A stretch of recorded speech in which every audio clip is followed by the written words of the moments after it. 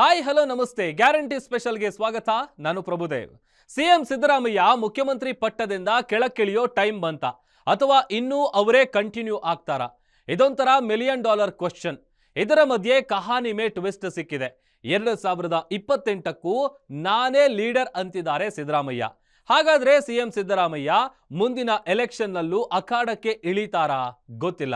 ಯಾಕಂದ್ರೆ ರಾಜಕಾರಣಿಗಳು ಯಾರೇ ಆಗಿರಲಿ ಎಲೆಕ್ಷನ್ ಸ್ಪರ್ಧೆ ವಿಚಾರದಲ್ಲಿ ನಂಬೋಕ್ಕಾಗಲ್ಲ. ಯಾಕೆ ಅನ್ನೋದನ್ನ ನೋಡೋಣ. ಇದೇ ಈ ಹೊತ್ತಿನ ಗ್ಯಾರಂಟಿ ಸ್ಪೆಷಲ್. ಸಿದ್ದರಾಮಯ್ಯ ರಿಟೈರ್ ಆಗಲ್ಲ.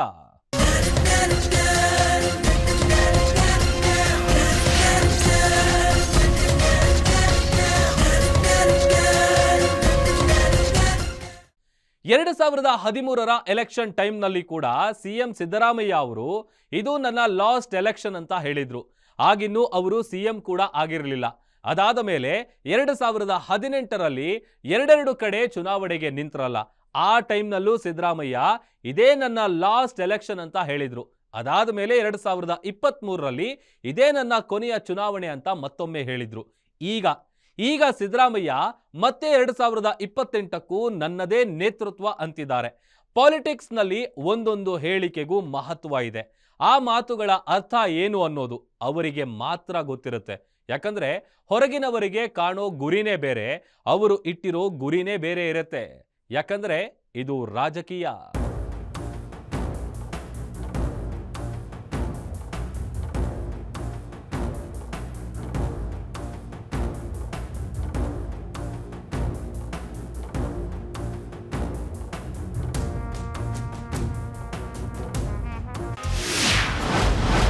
ಎರಡು ವರ್ಷಗಳ ಹಿಂದೆ 2023ರಲ್ಲಿ ಇದು ನನ್ನ ಕೊನೆಯ ಎಲೆಕ್ಷನ್ ಎಂದ Siddaramaiah. It is my last election, last electoral fight. I am not go out of the active politics. I will be in active politics. I will continue in active politics. But as far as the electoral politics is concerned, this will be my last election. 7 ವರ್ಷಗಳ ಹಿಂದೆ 2018ರಲ್ಲಿ ಇದು ನನ್ನ ಕೊನೆಯ election ಎಂದಿದ್ದ Siddaramaiah. And this is going to be my last election. This is your last election? Yes. After this election, I am not going to contest. Where I started my political career. So I wanted to contest as a last election from the same constituency. Have you said this before? I don't remember hearing this. Is this? No. Have you made this clear? I said it on the floor of the house once that I will not contest again. But High Command directed me to contest in this election because I have been there since 5 years as a chief minister. How can you go from responsibility? You have to take the responsibility. You can't shirk the responsibility. But why are you quitting politics? Age factor. After 5 years, I will be 75 years. Number one. Number two, there is enough. Since 40 years, I have been in politics. ಈ ಎರಡು ಹೇಳಿಕೆಗಳು ಕೂಡ NDTVಗೆ ನೀಡಿದ್ದ ಸಂದರ್ಶನದಲ್ಲಿ CM Siddaramaiah ಹೇಳಿದ್ದ ಹೇಳಿಕೆ. ಸಿದ್ದರಾಮಯ್ಯ ಈ ರೀತಿ ಇದೇ ನನ್ನ ಕೊನೆಯ ಎಲೆಕ್ಷನ್ ಎಂದು ಹೇಳುವುದು ಇದೇ ಮೊದಲಲ್ಲ. 2013ರಲ್ಲಿ ಸಿದ್ದರಾಮಯ್ಯ ಮೊದಲ ಬಾರಿಗೆ ಸಿಎಂ ಆಗಿದ್ದಾಗಲೇ ಮುಂದಿನ ಚುನಾವಣೆಗೆ ಸ್ಪರ್ಧೆ ಮಾಡಲ್ಲ ಎಂದಿದ್ದ ಸಿದ್ದರಾಮಯ್ಯ ಅದಾದ ಮೇಲೆ ಹೈಕಮಾಂಡ್ ಹೇಳಿದಂತೆ ಕೇಳ್ತೇನೆ ಎಂದು ಎರಡೆರಡು ಕಡೆ ಎಲೆಕ್ಷನ್ನಿಗೆ ನಿಂತಿದ್ರು. ಚಾಮುಂಡೇಶ್ವರಿಯಲ್ಲಿ ಸೋತು ಬಾದಾಮಿಯಲ್ಲಿ ಗೆದ್ದಿದ್ರು. ಅದಾದ ಮೇಲೆ 2023ರಲ್ಲಿ ಮತ್ತೆ ಎಲೆಕ್ಷನ್ನಿಗೆ ನಿಂತು ಗೆದ್ರು. ಆಗಲೂ ಕೂಡ ಇದೇ ನನ್ನ ಕೊನೆಯ ಚುನಾವಣೆ ಎಂದು ಘೋಷಣೆ ಮಾಡಿದ್ರು. ಈಗ ಮತ್ತೊಮ್ಮೆ 2028ಕ್ಕೂ ನನ್ನದೇ ನೇತೃತ್ವ ಎನ್ನುತ್ತಿದ್ದಾರೆ.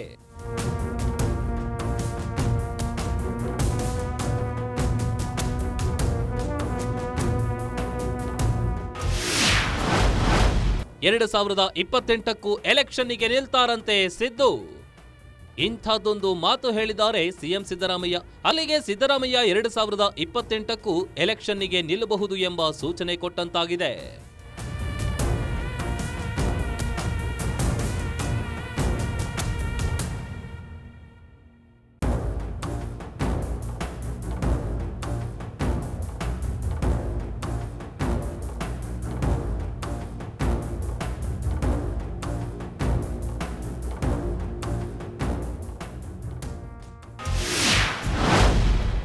2028ರ ವಿಧಾನಸಭಾ ಚುನಾವಣೆಯಲ್ಲೂ ನಾನು ಸ್ಪರ್ಧೆ ಮಾಡಬೇಕು ಎಂದು ನನ್ನ ಸ್ನೇಹಿತರು ಬೆಂಬಲಿಗರು ಹೇಳ್ತಿದ್ದಾರೆ. ಹಿಂದೆ ನಾನು 2028ರಲ್ಲಿ ಸ್ಪರ್ಧಿಸುವುದಿಲ್ಲ ಎಂದು ಹೇಳಿದ್ದೆ. ಆದರೆ ಈಗ ನನ್ನ ಸ್ನೇಹಿತರು ನೀವು ಸ್ಪರ್ಧಿಸಿದ್ರೆ ಪಕ್ಷಕ್ಕೆ ದೊಡ್ಡ ಅನುಕೂಲ ಎಂದು ಒತ್ತಾಯಿಸುತ್ತಿದ್ದಾರೆ. ನಾನು ಇದರ ಬಗ್ಗೆ ಇನ್ನೂ ನಿರ್ಧರಿಸಿಲ್ಲ. After this election, I'm not going to contest. As far as the electoral politics is concerned, this will be my last election. 2028ಕ್ಕೂ ಎಲೆಕ್ಷನ್ನಿಗೆ ನಿಲ್ತಾರಂತೆ Siddu. ನಾವು ನಿಂತ್ಕೋಬೇಡಿ ಅಂತ ನಾವು ಹೇಳಕ್ಕಾಗೋದಿಲ್ಲ. ಸದ್ಯದಲ್ಲಿ ಸಿಎಂ ಬದಲಾವಣೆ ಆಗಲ್ಲ ಅನ್ನೋದು ನನ್ನ ನಂಬಿಕೆ. ಹೈಕಮಾಂಡ್ ಹೇಳಿದ್ದೇ ಫೈನಲ್. ರೆಕ್ಕೆ ಪುಕ್ಕ ಹಾಕಕ್ಕೆ ನೋಡ್ತಾ ಇದ್ರೆ ಏನು ಬರ್ತಾ ಇಲ್ಲ, ರೆಕ್ಕೆಗಳು ಇಲ್ಲ, ಪುಕ್ಕನೂ ಇಲ್ಲ. ಅವ್ರ ನೇತೃತ್ವ ನಮಗೆ ಬೇಕಂತ ಹಿಂದೂ ಕೂಡ ಹೇಳಿದ್ವಿ. ಅವ್ರ ನೇತೃತ್ವ ಅವಶ್ಯಕತೆ ಇದೆ ನಮಗೆ. ಮುಂದಿನ ಚುನಾವಣೆಗೂ ಸಿದ್ದರಾಮಯ್ಯದೇ ನೇತೃತ್ವ ಫಿಕ್ಸ್.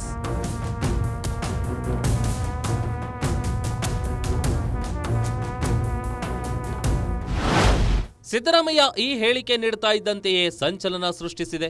ಇಷ್ಟಕ್ಕೂ ಇಂಡಿಯಾದಲ್ಲಿ ರಾಜಕಾರಣ ಅಂದ್ರೆ ಅದೇನು ಸರ್ಕಾರಿ ಉದ್ಯೋಗ ಅಲ್ಲ, ವಯಸ್ಸು 60 ಆಯ್ತು ರಿಟೈರ್ಮೆಂಟ್ ತಗೊಳ್ಳಿ ಅನ್ನೋದಕ್ಕೆ. ಆಕ್ಚುಯಲಿ ಇಂಡಿಯಾದಲ್ಲಿ ರಾಜಕೀಯ ಉನ್ನತ ಸ್ಥಾನಮಾನಗಳು ಸಿಗುವುದೇ 60ನೇ ವಯಸ್ಸಿನಲ್ಲಿ. 1947ರಲ್ಲಿ ಹುಟ್ಟಿರುವ ಸಿದ್ದರಾಮಯ್ಯ ಅವರಿಗೆ ಈಗ 77 ವರ್ಷ. ರಾಜಕೀಯದಲ್ಲಿ 77 ವರ್ಷ ನಿವೃತ್ತಿಯ ವಯಸ್ಸೇನಲ್ಲ. ಪ್ರಧಾನಿ ಮೋದಿಗೂ 75 ತುಂಬಿದೆ. ಈ ಅವಧಿಯನ್ನ ಕಂಪ್ಲೀಟ್ ಮಾಡಿ ಮುಂದಿನ ಎಲೆಕ್ಷನ್ನಿಗೆ ಸಿದ್ಧರಾಗುವ ಟೈಮಿಗೆ ಅವರಿಗೂ ವಯಸ್ಸು 79 ದಾಟಿರುತ್ತೆ. ಮುಂದಿನ ಅಸೆಂಬ್ಲಿ ಎಲೆಕ್ಷನ್ ಹೊತ್ತಿಗೆ ಸಿದ್ದರಾಮಯ್ಯ ಅವರ ವಯಸ್ಸು 79 ದಾಟಿರುತ್ತೆ. Age is not a problem. ಆದ್ರೆ ಈ ಆದ್ರೆ ಅನ್ನೋ ಪದದಲ್ಲೇ ಸಮಥಿಂಗ್ ಈಸ್ ಡಿಫರೆಂಟ್ ಅನ್ನೋ ಮೀನಿಂಗ್ ಇದೆ.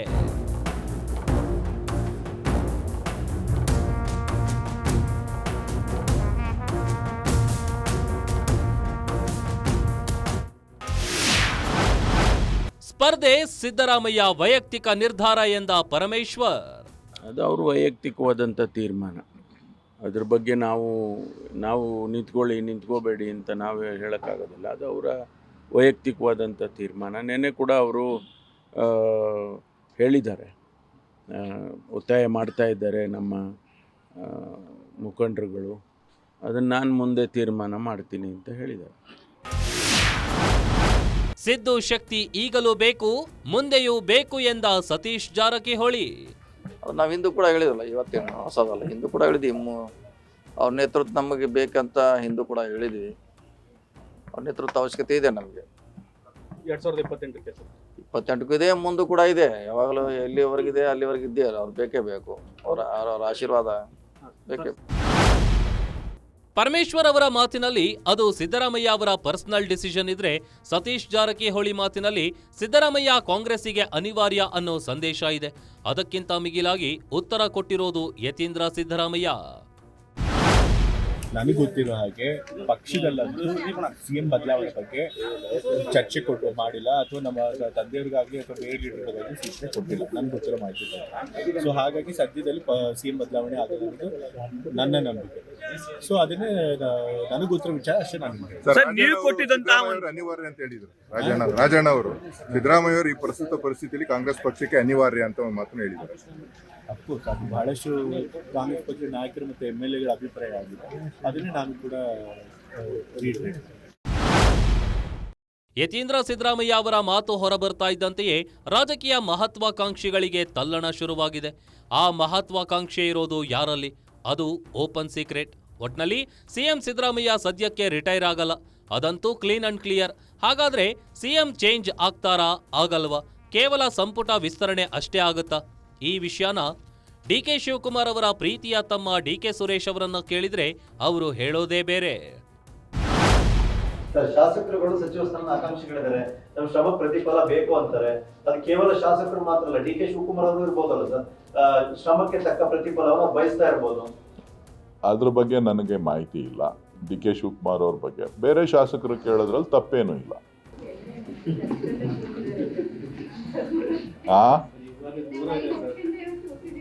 ನಾನು ಯಾವಾಗಲೂ ಎಣ್ಣೆ ಮೈಗೆ ಹಚ್ಕೊಳ್ಳಲ್ಲ. ಮೈಗೂ ಹಚ್ಕೊಳ್ಳಲ್ಲ, ಮೈಗೂ ಹಾಕೊಳ್ಳಲ್ಲ. ಎರಡೂ ಇಲ್ಲ ನನ್ನ ಹತ್ರ. ಆಹಾ, ಆ ನಗುವಿನಲ್ಲೇ ಪತ್ರಕರ್ತರು ಉತ್ತರ ಹುಡುಕ್ಬೇಕು. ಅದನ್ನ ಕೆಲವರು ಕರೆಕ್ಟ್ ಆನ್ಸರ್ ಕೊಟ್ರು ಅಂತಾನು ಅಂದ್ಕೋಬಹುದು. ಇನ್ನು ಕೆಲವರು ಸಿದ್ದರಾಮಯ್ಯ ಅವರೇ ಕಂಟಿನ್ಯೂ ಆಗ್ತಾರೆ ಅಂತಾನು ಅಂದ್ಕೋಬಹುದು. ಸುರೇಶ್ ಅವರೇ ಹೇಳುವಂತೆ ಅವರು ಮೈಗೆ ಎಣ್ಣೆ ಹಚ್ಚಿಕೊಳ್ಳಲ್ಲ, ಆದ್ರೆ ಏಟಿಗೆ ಸಿಗೋದಿಲ್ಲ. ಯಾಕಂದ್ರೆ ಅವರು ಡಿ.ಕೆ. ಶಿವಕುಮಾರ್ ತಮ್ಮ. ಓಕೆ, ಮುಂದಿನ ಚುನಾವಣೆಯನ್ನು ಸಿದ್ದರಾಮಯ್ಯ ನೇತೃತ್ವದಲ್ಲೇ ಫೇಸ್ ಮಾಡ್ತೀರಾ? ವಾಟ್ಸ್ ರಾಂಗ್ ಅಂತ ತಿರುಗಿ ಪ್ರಶ್ನೆ ಮಾಡ್ತಾರೆ ಡಿ.ಕೆ. ಸುರೇಶ್.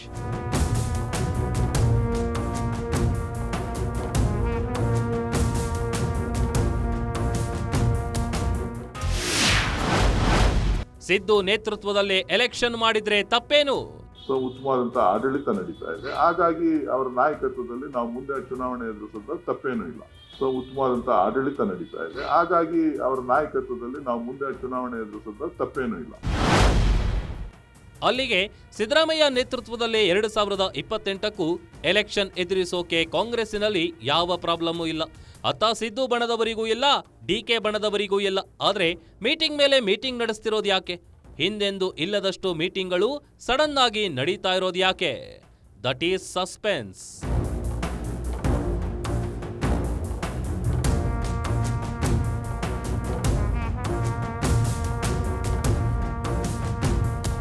ವಯಸ್ಸಿಗೆ ಬಂದ ಹುಡುಗ ಹುಡುಗಿ ಪ್ರೀತಿಯಿಂದ ಕೂತ್ಕೊಂಡು ಮಾತಾಡ್ತಾ ಇದ್ರೆ ಅದು ಮದುವೆ ಮಾತುಕತೆ ಆಗಿರುತ್ತೆ ಅನ್ನೋದು ಕಾಮನ್ ನಂಬಿಕೆ.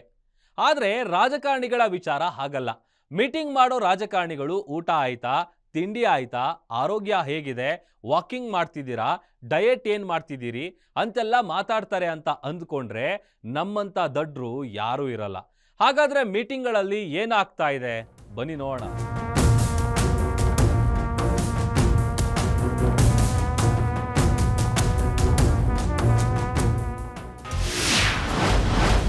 ಮಂತ್ರಿಗಳದ್ದು ಮೀಟಿಂಗ್ ಮೇಲೆ ಮೀಟಿಂಗ್.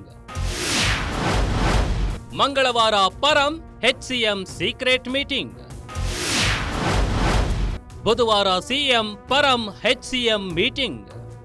ನವೆಂಬರ್ ತಿಂಗಳಲ್ಲಿ ಏನೋ ಕ್ರಾಂತಿ ಆಗುತ್ತೆ ಅನ್ನೋ ಹೊತ್ತಲ್ಲೇ ಮಂತ್ರಿಗಳ ಮೀಟಿಂಗ್ ಭರಾಟೆ ಜೋರಾಗಿದೆ. ಸಚಿವ ಸ್ಥಾನದ ಆಕಾಂಕ್ಷಿಗಳು ಹೆಚ್ಚಾಗಿದ್ದಾರೆ. ಈ ಮೀಟಿಂಗ್ ಬಗ್ಗೆ ಮಹದೇವಪ್ಪ ಅವರು ಹೇಳಿದ್ದೇನು? ಫಸ್ಟು ನಾವು ಈಗ ಸೇರಿದ್ದು, ನಿನ್ನೆ ಫೋನ್ ಮಾಡಿದ್ರು ಈ ಕೆಲಸಕ್ಕೆ.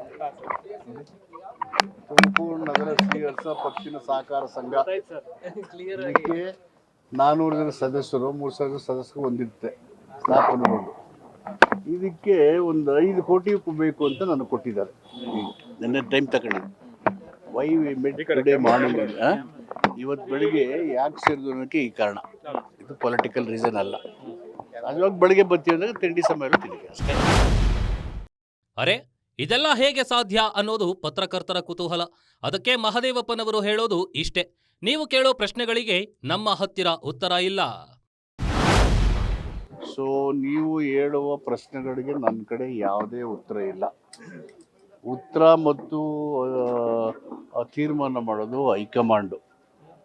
ಮಂತ್ರಿಮಂಡಲ ಯಾವಾಗ ರಚನೆ ಆಗಬೇಕು, ಮುಖ್ಯಮಂತ್ರಿ ಮುಂದುವರಿಬೇಕು ಅಥವಾ ಬೇರೆ ತೀರ್ಮಾನ ಮಾಡಬೇಕು, ಇದೆಲ್ಲವೂ ಹೈಕಮಾಂಡ್ಗೆ ತೀರ್ಮಾನ ಮಾಡಬೇಕು. ಇನ್ಯಾರೂ ಸೂಕ್ತ ಇಲ್ಲ. ಈಗ ಮುಖ್ಯಮಂತ್ರಿಗಳು ಕೇಳಿದ್ರಿ ನೀವು, ಮುಖ್ಯಮಂತ್ರಿಗಳು ನಾವು ಪವರ್ ಶೇರ್ ಮಾಡ್ಕೊತೀವಿ ಅಂತ ಹೇಳಿದಾರಾ? ಹೈಕಮಾಂಡ್ ಸೂಚನೆ ಕೊಟ್ಟರೆ 5 ವರ್ಷ ನಾನು ಇರ್ತೀನಿ ಅಂತ ಹೇಳಿದ್ದಾರೆ. Nothing wrong. ರೆಕ್ಕೆ ಪುಕ್ಕ ನೀವೇ ಹಾಕ್ತಿದ್ದೀರಿ ಕಣ್ರಿ, ಅಂಥದ್ದೇನೂ ಇಲ್ಲ. ಸಿದ್ದರಾಮಯ್ಯ ಹೇಳಿದಾರಾ ಅಂತ ಪ್ರಶ್ನೆ ಮಾಡ್ತಾರೆ ಮಹದೇವಪ್ಪ. ಆದ್ರೆ ಇನ್ಸೈಡ್ ಸ್ಟೋರಿ ಬೇರೆನೇ ಕತೆ ಹೇಳ್ತಾ ಇದೆ.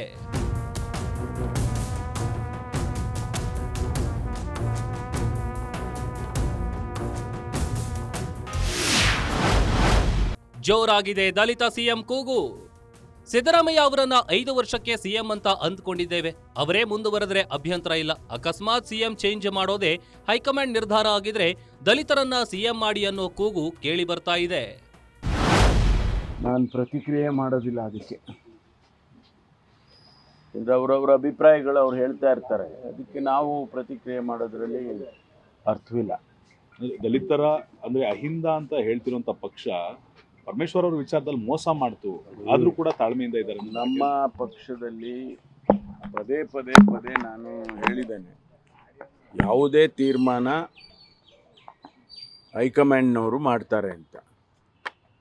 ಈಗ ಅಷ್ಟು ಹೇಳಿದ ಮೇಲೆ ಮತ್ತೆ ನಾವೆಲ್ಲರೂ ಕೂಡ ಒಂದೊಂದು ಹೇಳಿಕೆ ಕೊಡೋದಕ್ಕೆ ಹೋದರೆ ಅರ್ಥ ಆಗೋದಿಲ್ಲ. ಇದು ಎಲ್ಲಿಗೆ ಹೋಗುತ್ತೋ ಗೊತ್ತಿಲ್ಲ, ಎಲ್ಲಿಗೆ ಮುಟ್ಟುತ್ತೆ ಗೊತ್ತಾಗಲ್ಲ. ಇದರ ಮಧ್ಯೆ ದಲಿತ ಸಮಾವೇಶ ನಡೆಸುವ ಯೋಜನೆಯೂ ಸಿದ್ಧವಾಗ್ತಿದೆ. ಈ ಬಗ್ಗೆ ಪರಮೇಶ್ವರ್ ಜೊತೆ ಚರ್ಚೆ ಮಾಡಿ ನಿರ್ಧಾರ ತಗೊಳ್ತೀನಿ ಅಂತಿದ್ದಾರೆ ಸತೀಶ್ ಜಾರಕಿಹೊಳಿ. ನೋಡೋಣ, ಅದು ಸಂದರ್ಭ ಬಂದಾಗ ಹೇಳ್ತೀವಿ. ಅದ್ರ ಬಗ್ಗೆ ಈಗ ಹೇಳಲಿಕ್ಕೆ ಆಗೋಲ್ಲ. ಅದು ಸನ್ನಿವೇಶ ಸಂದರ್ಭ ಕೂಡಿ ಬರಬೇಕಲ್ಲ. ಸನ್ನಿವೇಶ ಸಂದರ್ಭ ಬಂದರೆ ಅಂಥದ್ದು ಚರ್ಚೆ ಮಾಡ್ತೀವಿ. ಸೊ ಹೇಳುವಂಥ ಪ್ರಯತ್ನ ಮಾಡ್ತೀವಿ. ಬರಬೇಕಾ ಸಂದರ್ಭ ಬರಬೇಕಷ್ಟೇ. ಸಮಾವೇಶ ನಡೆಸೋದೇ ಅಂತಿಮ ರೂಪುರೇಷೆ ಸಿದ್ಧವಾಗಿದೆಯಾ? ಇಲ್ಲ, ಇನ್ನೂ ಚರ್ಚೆ ಮಾಡ್ತಾ ಇದೀವಿ ಅಷ್ಟೇ. ಏನು ಹೆಂಗೆ ಮಾಡ್ಬೇಕಂತ ಇನ್ನೂ ಫೈನಲ್ ಆಗಿಲ್ಲ. ಸೊ ಡಾಕ್ಟರ್ ಜೊತೆ ಚರ್ಚೆ ಮಾಡಿ ಅಂತಿಮ ಮಾಡ್ತೀವಿ. ಹೌದು, ಒಬ್ಬರು ಸಿಎಂ ಹುದ್ದೆಯಲ್ಲಿದ್ದಾಗ ಇನ್ನೊಬ್ಬರು ಅದೇ ಹುದ್ದೆ ಬೇಕು ಎಂದು ಕೇಳುತ್ತಾ ಬಂದ್ರೆ ಅಂತಿಮವಾಗಿ ಗೊಂದಲವಷ್ಟೇ ಆಗುತ್ತೆ. ಸರ್ಕಾರ ಸರಿಯಾಗಿ ಕೆಲಸ ಮಾಡೋಕೆ ಆಗಲ್ಲ. ಪರಮೇಶ್ವರ್ ಹೇಳೋದ್ರಲ್ಲಿ ಸತ್ಯ ಇದೆ. ಆದ್ರೆ ಪದೇ ಪದೇ ಕೇಳಿ ಬರ್ತಾ ಇರೋ ಸಿಎಂ ಬದಲಾವಣೆಯ ಚರ್ಚೆಯಿಂದಾಗಿ ಅಹಿಂದ ವರ್ಗವು ಕೆರಳಿದಂತೆ ಕಾಣಿಸ್ತಿದೆ.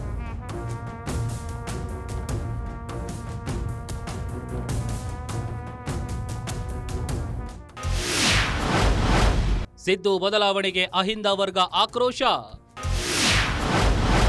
ರಾಹುಲ್ ಗಾಂಧಿಗೆ ಪತ್ರ ಚಳುವಳಿ ಆರಂಭ. ಮೈಸೂರಿನಲ್ಲಿ ಸಿದ್ದರಾಮಯ್ಯ ಅವರನ್ನೇ 5 ವರ್ಷ ಸಿಎಂ ಆಗಿ ಮುಂದುವರಿಸಬೇಕು ಎಂಬ ಪತ್ರ ಚಳುವಳಿ ಆರಂಭವಾಗಿದೆ. ರಾಹುಲ್ ಗಾಂಧಿಗೆ ನೇರವಾಗಿ ಪತ್ರ ಬರೆಯಲು ಅಹಿಂದ ಚಳುವಳಿಗಾರರು ನಿರ್ಧಾರ ಮಾಡಿದ್ದಾರೆ. ಕೆಲವು ಬುದ್ಧಿಜೀವಿಗಳು ಕೂಡ ಸಿದ್ದರಾಮಯ್ಯ ಪರವಾಗಿ ಹೈಕಮಾಂಡ್ ಮೊರೆ ಹೋಗಲು ನಿರ್ಧರಿಸಿದ್ದಾರಂತೆ. ಕಾಂಗ್ರೆಸ್ಸಿನಲ್ಲಿ ಅಧಿಕೃತವಾಗಿ ಅಧ್ಯಕ್ಷರು ಖರ್ಗೆ ಅವರೇ ಇರಬಹುದು. ಆದರೆ ಕಾಂಗ್ರೆಸ್ಸಿನಲ್ಲಿ ಹೈಕಮಾಂಡ್ ಎಂದರೆ ಗಾಂಧಿ ಫ್ಯಾಮಿಲಿ, ಅದು ರಹಸ್ಯವೇನಲ್ಲ. ಹೀಗಾಗಿ ಅಹಿಂದ ಶಾಸಕರು, ಸಚಿವರು ನೇರವಾಗಿ ರಾಹುಲ್ ಗಾಂಧಿಗೆ ಪತ್ರ ಬರೀತಿದ್ದಾರೆ.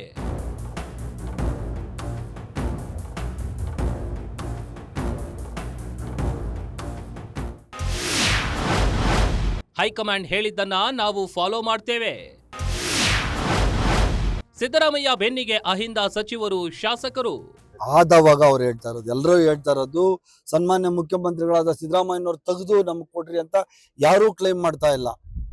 ಯಾವ್ದಾದ್ರು ಸಂದರ್ಭ ಬಂದ್ರೆ ಅವಕಾಶ ಕೊಡಿ ಅಂತ ಕೇಳ್ತಾ ಇದಾರೆ. ತಪ್ಪೇನಿದೆ ಅದ್ರಲ್ಲಿ? ಯಾರಿಗೆ? ಹೈಕಮಾಂಡ್ ತೀರ್ಮಾನ ಮಾಡ್ತದೆ. ಸಿದ್ದರಾಮಯ್ಯನವರು ಮುಖ್ಯಮಂತ್ರಿ ಆಗಿರ್ಬೇಕಾ, ಇನ್ನೊರು ಯಾರೋ ಮುಖ್ಯಮಂತ್ರಿ ಆಗ್ಬೇಕಂತ ಹೈಕಮಾಂಡ್ ತೀರ್ಮಾನ ಮಾಡ್ತಾರೆ.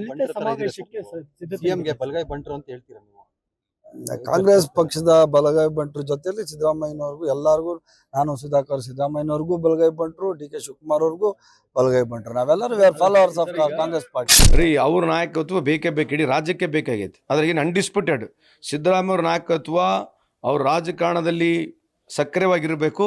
ನನ್ನ ಪ್ರಕಾರ ಈ should not retire from politics. Is leadership is very important. ಅವ್ರು ಹೇಳ್ಬೋದು ಅದನ್ನ, ನಾವು ಒಪ್ಪಲ್ಲ. As long as he's healthy, as long as he's able to walk, as long as he's fair, ನನ್ನ ಪ್ರಕಾರ ಅವರು ರಾಜಕಾರಣದಿಂದ ಯಾವತ್ತು ಹೊರಗಡೆ ಉಳಿಬಾರ್ದು ಅಂತಕ್ಕಂಥ ನನ್ನ ವಾದ. ಸರ್, ಈಗ ಎಲ್ಲರೂ ಹೇಳೋದು ಅದೇ ಮಾತು, ಹೈಕಮಾಂಡ್ ಏನು ಹೇಳುತ್ತಾ ಅದನ್ನು ಎಲ್ಲರನ್ನೂ ಚಾಚು ತಪ್ಪದೆ ಪಾಲನೆಯನ್ನು ಮಾಡ್ತೀವಿ. ಮುಖ್ಯಮಂತ್ರಿಗಳು ಹೇಳಿದ ಮೇಲೆ ತಂಗಡಿಗೆ ಹೇಳಂಥ ಪ್ರಶ್ನೆ ಬರೋಂಗಿಲ್ಲ. ಮುಖ್ಯಮಂತ್ರಿಗಳು, ಉಪಮುಖ್ಯಮಂತ್ರಿಗಳು, ಆ ರಾಜ್ಯದ ಅಧ್ಯಕ್ಷರು ಅವರೇ ಹೈಕಮಾಂಡ್ ಅನ್ನೋ ಹೊತ್ತಿನಾಗ ನಾವು ಹೈಕಮಾಂಡನ್ನು 3ರಷ್ಟು ಅವ್ರು ಹೇಳಿದ ಪಾಲನೆಯನ್ನು ಮಾಡ್ತೀವಿ. ಪರಮೇಶ್ವರ್, ಎಚ್.ಸಿ. ಮಹದೇವಪ್ಪ, ಯತೀಂದ್ರ ಸಿದ್ದರಾಮಯ್ಯ, ಎಂ.ಬಿ. ಪಾಟೀಲ್, ಭೈರತಿ ಸುರೇಶ್, ಸಂತೋಷ್ ಲಾಡ್, ಶಿವರಾಜ್ ತಂಗಡಗಿ ಇಂತಹ ನಾಯಕರೆಲ್ಲ ಸಿದ್ದರಾಮಯ್ಯ ಅವರೇ ನಮ್ಮ ಲೀಡರ್, ಅವರು ಮುಂದಿನ ಚುನಾವಣೆಗೂ ಬೇಕೇ ಬೇಕು ಅನ್ನೋ ಮೆಸೇಜ್ ಕೊಡ್ತಾ ಇದ್ರೆ ನೋ ರಿಯಾಕ್ಷನ್ ಅಂತ ತುಟಿ ಬಾಯಿಗೆ ಹೊಲಿಗೆ ಹಾಕೊಂಡವರು ಇದ್ದಾರೆ. ಅದ್ರ ವಿಚಾರ ಮಾತಾಡಲ್ಲ ಯಾರು, ಅದ್ರ ಬಗ್ಗೆ ನಾನು ಆಗ್ಲೇ ಮಾತಾಡಿದ್ದೀನಿ, ಈಗಲೂ ಅದೇ ಉತ್ತರ. ಸರ್, ಈಗ ಕಾಂಗ್ರೆಸ್ ಪಕ್ಷಕ್ಕೆ ಸಿದ್ದರಾಮಯ್ಯನವರು ಅನಿವಾರ್ಯ ಅಂತೇಳಿ ಅದು ಏನು ಮಾತಾಡೋದಿಲ್ಲ ಅದ್ರ ಬಗ್ಗೆ. ನೀನು ಸಿಎಂ ಬಗ್ಗೆ ಕೇಳಬೇಕು ಅಂತ ಬಹಳ ಹಿಂದೂ ಮುಂದಿದೆ, ನಾನೇನು ಹೇಳಲ್ಲ. ನೀನ್ ಮಾತಾಡೋದು ನಿನ್ ಪದ ತೆಗಿ ಅಂತಿದ್ದಂಗೆ ಸರಿ ಕಮ್ಮ ಗೊತ್ತಾಗಲ್ವಾ? ಹಂಗೆ ನಿಂದು, ಅದರಿಂದ ನಾನು ನಿನ್ಗೇನು ಹೇಳಲ್ಲ. ಅಂದ ಹಾಗೆ ನವೆಂಬರ್ ಕ್ರಾಂತಿಯ ಹರಿಕಾರರೇ KN ರಾಜಣ್ಣ. ಆ ಮಾತು ಹೇಳಿದಾಗ ಸಚಿವರಾಗಿದ್ರು, ಈಗ ಮಾಜಿ ಸಚಿವರಾಗಿದ್ದಾರೆ. ಅದು ಬಿಡಿ, ಬೇರೆ ಪ್ರಶ್ನೆ. ಒಂದಂತೂ ಸ್ಪಷ್ಟ, ಸಿದ್ದರಾಮಯ್ಯ ರಿಟೈರ್ ಆಗಲ್ಲ. 40 ವರ್ಷಕ್ಕೂ ಹೆಚ್ಚಿನ ರಾಜಕಾರಣದಲ್ಲಿ ಸಿದ್ದರಾಮಯ್ಯ ಮೊದಲಿಗೆ ಜನತಾ ಪರಿವಾರದಿಂದ ಶಾಸಕರಾಗಿದ್ದಾರೆ, ಸಚಿವರಾಗಿದ್ದಾರೆ, 2 ಬಾರಿ ಉಪಮುಖ್ಯಮಂತ್ರಿಯಾಗಿದ್ದಾರೆ. ಆ ನಂತರ ಕಾಂಗ್ರೆಸ್ಸಿಗೆ ಬಂದು 2 ಬಾರಿ ವಿರೋಧ ಪಕ್ಷದ ನಾಯಕ, 2 ಬಾರಿ ಮುಖ್ಯಮಂತ್ರಿಯಾಗಿದ್ದಾರೆ. 3ನೇ ಬಾರಿ ಇದೇ ನನ್ನ ಕೊನೆಯ ಚುನಾವಣೆ ಎಂದು ಹೇಳಿ ಮತ್ತೆ ಅಖಾಡಕ್ಕಿಳಿದಿದ್ದಾರೆ. ಸೋತಿದ್ದಾರೆ, ಗೆದ್ದಿದ್ದಾರೆ, ಮತ್ತೊಂದು ಚುನಾವಣೆಗೆ ಸಿದ್ಧರಾಗ್ತಿದ್ದಾರೆ. ಆದ್ರೆ ಇದೆಲ್ಲವೂ ಅಟೆನ್ಷನ್ ಡೈವರ್ಟ್ ಪಾಲಿಟಿಕ್ಸ್ ಅಂತಿದ್ದಾರೆ ಬಿಜೆಪಿ ಲೀಡರ್ಸ್.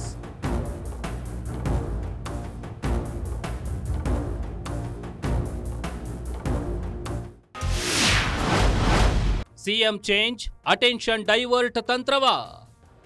ಯಾರು ಮುಖ್ಯಮಂತ್ರಿ ಆಗಿರಬೇಕು, ಯಾರು ಇರಬಾರ್ದು, ಯಾರನ್ನು ಉಳಿಸ್ಬೇಕು, ಇದು ನಮ್ಮ ಕೆಲಸ ಅಲ್ಲ. ಆಡಳಿತ ಪಕ್ಷದಲ್ಲಿ ಅವರೇ ಹೊತ್ತು ಸಚಿವರು, ಶಾಸಕರೇ ಹೊತ್ತು ದಿನ ಬೆಳಗಾದ್ರೆ ಹೊತ್ತು ಬಡ್ದಾಡ್ತಾ ಇದ್ದಾರೆ. ಭಾರತೀಯ ಜನತಾ ಪಾರ್ಟಿಗಾಗಲಿ, ರಾಜ್ಯದ ಜನತೆಗಾಗಲಿ ಸಿದ್ದರಾಮಯ್ಯನವ್ರು ಮುಖ್ಯಮಂತ್ರಿಯಾಗಿ ಮುಂದುವರಿತಾರ ಅಥವಾ ಸಿದ್ದರಾಮಯ್ಯನವ್ರು ಇಳಿಸಿ ಯಾರು ಮುಖ್ಯಮಂತ್ರಿ ಆಗ್ತಾರೆ, ಇದು ಯಾವುದರ ಬಗ್ಗೆನೂ ಕೂಡ ಆಸಕ್ತಿ ಇಲ್ಲ. ನನಗನ್ಸುತ್ತೆ ಉದ್ದೇಶಪೂರ್ವಕವಾಗಿ ಜನರ ದೈನಂದಿನ ಸಮಸ್ಯೆಗಳಿಂದ ಬೇರೆ ಕಡೆಗೆ ವಿಷಯಾಂತರ ಮಾಡೋಕ್ಕೋಸ್ಕರನೇ ಇವರುಗಳು ದಿನಕ್ಕೊಂದು ವಿವಾದವನ್ನು ಹುಟ್ಟುಹಾಕ್ತಿದ್ದಾರೆ ಅಂತ ಅನಿಸುತ್ತೆ. ಇದೆಲ್ಲ ಕಾಂಗ್ರೆಸ್ ಒಳಗಿನ ಟೂಲ್ ಕಿಟ್ ರಾಜಕಾರಣದ ಪರಿಣಾಮವಾಗಿ, ಅದು ರಾಜಣ್ಣವ್ರ ಹೇಳಿಕೆ ಇರ್ಬೋದು, ಪ್ರಿಯಾಂಕ್ ಖರ್ಗೆ ಅವ್ರ ಹೇಳಿಕೆ ಇರ್ಬೋದು, ಯತೀಂದ್ರ ಸಿದ್ದರಾಮಯ್ಯನವ್ರ ಹೇಳಿಕೆ ಇರ್ಬೋದು, ಈ ರೀತಿ ಹೇಳಿಕೆಗಳು ಸಿದ್ದರಾಮಯ್ಯನವರೇ ಸ್ವತಃ ಕೊಡೋ ಹೇಳಿಕೆ ಇರ್ಬೋದು, ಇವೆಲ್ಲವೂ ಕೂಡ ಜನರ ದೈನಂದಿನ ಸಮಸ್ಯೆಗಳಿಂದ ವಿಷಯಾಂತರ ಮಾಡೋಕೆ ಮಾಡ್ತಿರ್ತಕ್ಕಂಥ ಷಡ್ಯಂತ್ರ ರಾಜಕಾರಣದ ಭಾಗ ಅನ್ನೋದು ನನಗೆ ಅನುಮಾನ ಮತ್ತು ಆರೋಪ. ಇದನ್ನ ಕೇಳ್ತಾ ಇದ್ರೆ ಇದು ಇರಬಹುದಲ್ವಾ ಅಂತನಿಸೋದು ಸಹಜ. ಆದ್ರೆ ಇದು ಆರೋಪವಷ್ಟೇ. ಫೈನಲ್ ಆಗಿ ಒಂದು ಮಾತು ಹೇಳಬೇಕಂದ್ರೆ ಇಷ್ಟೇ, ಸಿದ್ದರಾಮಯ್ಯ ರಿಟೈರ್ ಆಗಲ್ಲ.